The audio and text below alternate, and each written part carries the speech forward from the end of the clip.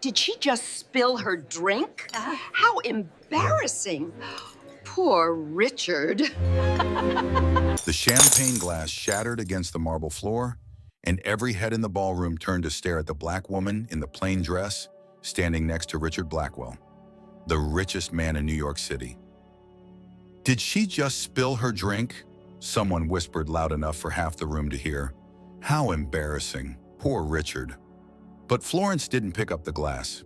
She didn't apologize. She just smiled because she knew something they didn't.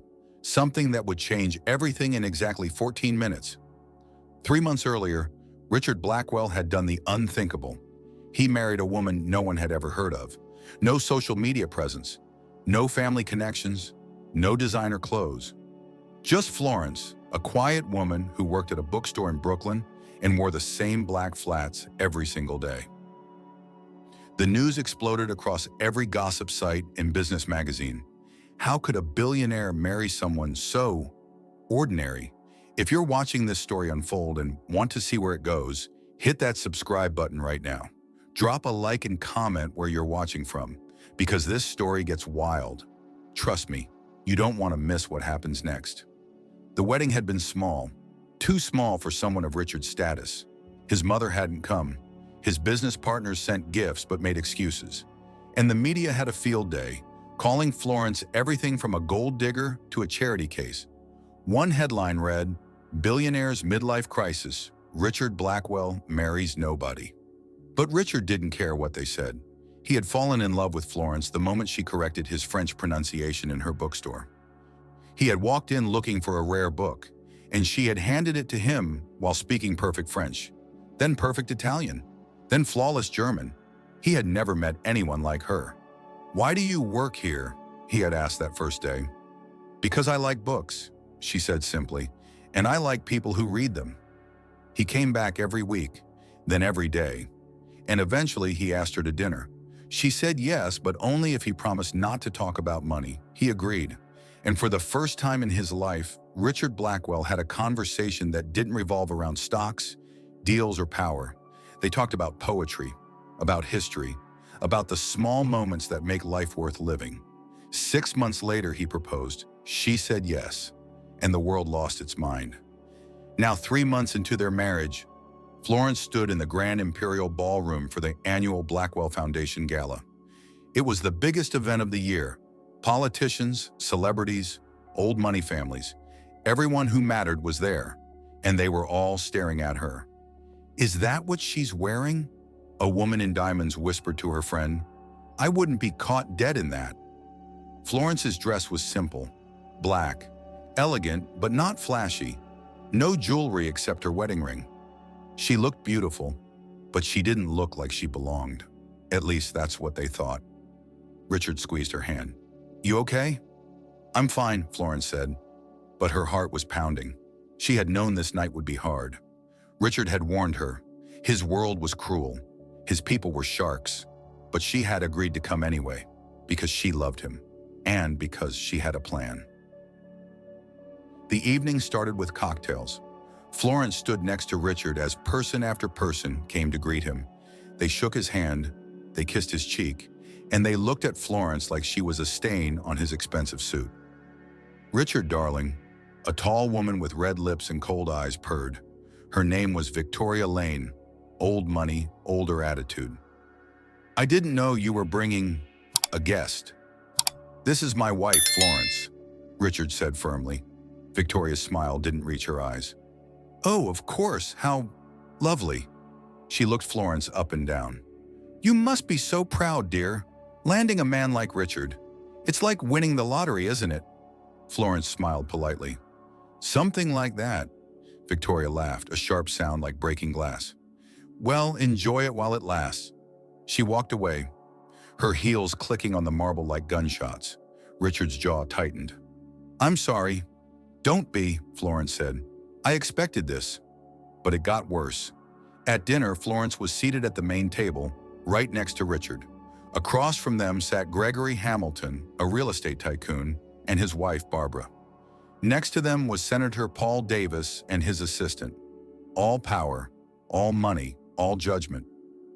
"So, Florence," Barbara said, dabbing her lips with a napkin, "what do you do?" "I work at a bookstore," Florence said. Barbara blinked. "Oh, how quaint." "It's honest work," Florence said. "Of course it is," Barbara said, her voice dripping with fake sweetness. "I just meant, well, it must be quite an adjustment.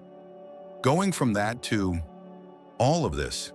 She waved her hand at the ballroom, at the chandeliers, at the wealth dripping from every corner. "It's different," Florence admitted. "I'm sure it is," Gregory said, leaning forward. "But tell me, Florence, what exactly did you bring to this marriage? I mean, Richard is a billionaire. He could have anyone. So what made you so special?" The table went quiet. Even the senator looked uncomfortable. Richard's face turned red. "Gregory, that's enough," Richard said, his voice low and dangerous. But Florence put her hand on his arm. "It's okay." She looked at Gregory, her eyes steady. "I brought myself. That was enough for him." Gregory smirked. "How romantic." Barbara laughed. "Well, I suppose love is blind, as they say." The table erupted in polite laughter. Florence felt her cheeks burn, but she didn't look away. She just smiled and took a sip of water, because she knew. She knew what was coming. Make sure you're subscribed, because this story's about to flip in a way you won't see coming. Hit that like button and drop a comment with your location. Let's see where everyone's watching from. After dinner, the speeches began. Richard stood at the podium and talked about the foundation's work, about education, about giving back, about building a better world. And then he said something that made Florence's heart skip. "This year we're launching a new initiative, a global literacy program that will bring books and education to children in 12 different countries. And I'm proud to say that this program was designed by someone very special, someone who understands the power of words better than anyone I've ever met. My wife, Florence." The room went silent, then polite applause. But Florence could hear the whispers. "She designed it? Really? What does she know about running a program?" "This is embarrassing." Richard smiled at her from the podium. "Florence, would you like to say a few words?" Florence's stomach dropped. This wasn't part of the plan. But she stood up anyway. She walked to the podium, her legs shaking. Every eye in the room was on her, judging her, waiting for her to fail. She reached the microphone, took a breath, and then she spoke. "Thank you, Richard." Her voice was soft but clear. "I know many of you are surprised to see me here. I know I don't look like I belong. I'm not from your world. I didn't grow up with money or connections or fancy schools. I grew up in a small apartment with my mother, who worked 3 jobs to keep us fed. She couldn't afford to send me to college. But she taught me something more valuable. She taught me that knowledge is free if you're willing to work for it." The room was silent now, really silent. "I spent my childhood in libraries," Florence continued. "I taught myself French from old textbooks, Italian from cooking shows, German from online courses, Spanish from neighbors, Mandarin from YouTube videos. Not because I wanted to impress anyone, but because I wanted to understand the world. I wanted to connect with people. I wanted to learn." She paused, looked around the room, saw the confusion on their faces. "And that's what this program is about, giving kids like me a chance.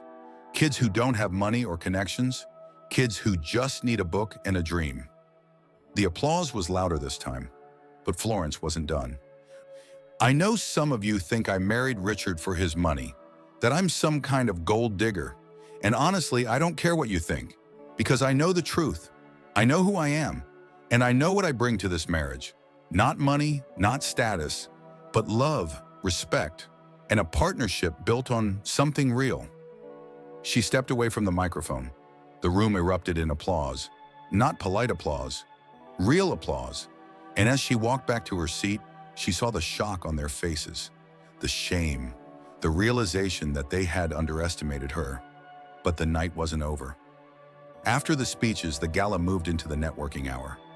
This was where the real business happened. Deals were made, alliances were formed, and reputations were destroyed. Victoria Lane cornered Florence near the champagne table. "That was quite a speech," she said. her voice like ice. Very inspiring. But let's be honest, dear. You can give all the speeches you want. You'll never be one of us. Florence smiled. You're right. I'll never be like you. Victoria's eyes narrowed. Excuse me. I said you're right. I'll never be like you. I'll never look down on people just because they have less money. I'll never treat someone like garbage just because they didn't grow up in a mansion. And I'll never forget where I came from. Victoria's face turned red. How dare you? But before she could finish, a voice interrupted them. A voice speaking rapid French. Excusez-moi, Madame Lane. Je cherche Monsieur Blackwell. Savez-vous où il est? It was the French ambassador. He had been trying to get Victoria's attention all night, and she had been too busy gossiping to notice. Now he stood in front of them, looking frustrated. Victoria stared at him blankly. I don't... The ambassador sighed and turned to Florence. Parlez-vous français? Florence smiled. Oui, bien sûr. Monsieur Blackwell est là-bas, près de la fenêtre. Je peux vous y emmener si vous voulez. The ambassador's face lit up. Ah, merci beaucoup. Vous êtes très gentil. Florence led him across the room, leaving Victoria standing there with her mouth open. And that was just the beginning. Over the next hour, Florence spoke Italian with the Italian trade minister, Spanish with the Spanish consul, German with a group of European investors, and Mandarin with a Chinese tech CEO.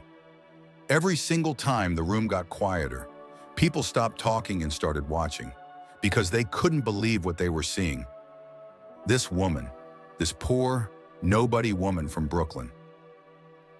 She was speaking 5 languages, fluently, like it was nothing. You better be subscribed by now because we're about to hit the twist that changes everything. Drop a like, leave a comment with where you're from, and let's keep this going. Gregory Hamilton approached Richard, his face pale. Richard, I had no idea. Your wife is remarkable. Richard smiled. I know. Why didn't you tell anyone? Why did you let them treat her like that? Richard's smile faded. Because I wanted to see who my real friends were. I wanted to see who would be kind to her, even when they thought she was nobody. And now I know. Gregory looked sick. Richard, I apologize. I was out of line at dinner. You weren't just out of line, Richard said coldly. You were cruel. And I don't forget cruelty. Gregory's business deal with Blackwell Industries, worth $50 million, was canceled the next day. Barbara Hamilton tried to apologize to Florence. I'm so sorry, dear. I didn't know. If I had known you were so educated, so accomplished, I would never have... Florence cut her off. If you had known? So you only treat people with respect if they're educated or accomplished? What about kindness just because we're all human? Barbara had no answer. By the end of the night, the entire ballroom knew the truth. Florence wasn't some poor girl who got lucky. She was brilliant, self-taught, resilient. She had built herself from nothing, while most of them had inherited everything. And the whispers changed. Did you hear her speak Mandarin? It was flawless. I heard she taught herself 5 languages. Richard didn't marry down, he married up. As the gala ended, Florence and Richard stood on the balcony overlooking the city. The lights twinkled below them like stars. You were incredible tonight, Richard said, pulling her close. I was just being myself, Florence said. I know. That's why you were incredible. She looked up at him. Did you really cancel Gregory's deal? I did. And I'll cancel every deal with every person who disrespected you. They need to learn that you're not just my wife. You're my partner, my equal. And if they can't see that, they don't deserve to do business with me. Florence smiled. You know they'll call you crazy. Let them, Richard said. I'd rather be crazy and happy than miserable and rich. They stood there in silence, holding each other as the city hummed below. And Florence realized something. She had spent her whole life being underestimated, being overlooked, being told she wasn't enough. But tonight, she had proven them all wrong. Not by changing who she was, but by being exactly who she had always been. The next morning, the news exploded.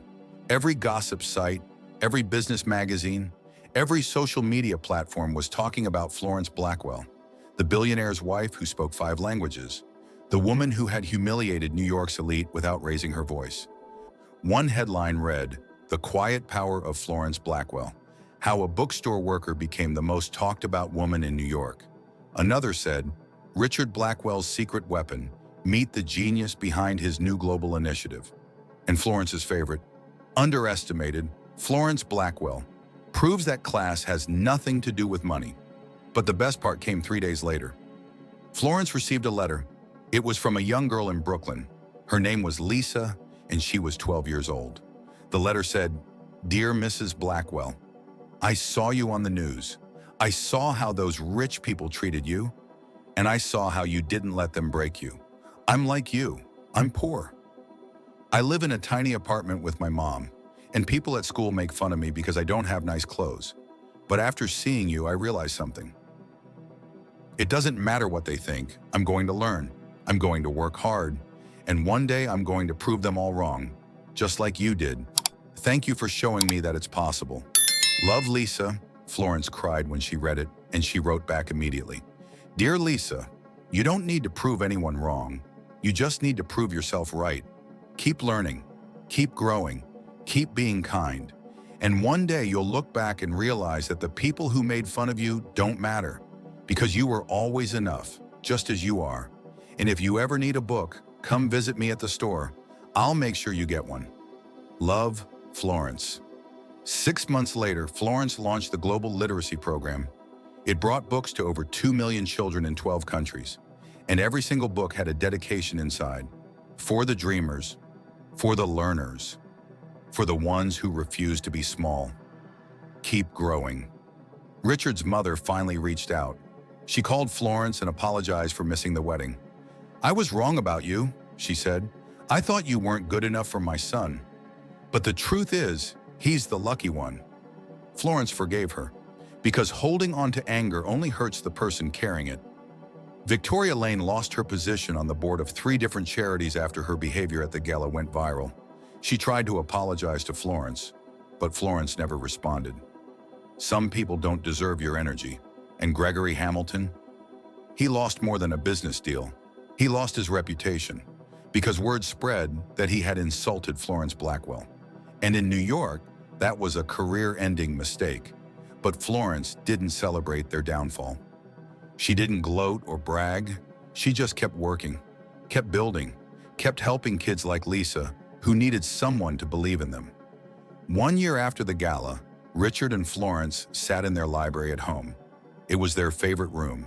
Floor-to-ceiling books, a fireplace, 2 armchairs facing each other. They spent every evening there, reading and talking. "Do you ever regret it?" Richard asked. "Marrying me? Dealing with all of this?" Florence looked up from her book. "Not for a second. Even after everything they put you through?" "Especially after that," Florence said, "because they taught me something important. They taught me that my worth isn't determined by their opinions. It's determined by me, by my choices, by the way I treat people. And I like who I am." Richard smiled. "I love who you are." "I know," Florence said. "That's why we work." And they went back to their books, side by side, 2 people from different worlds who had built a new one together. Because at the end of the day, love isn't about money or status or what other people think.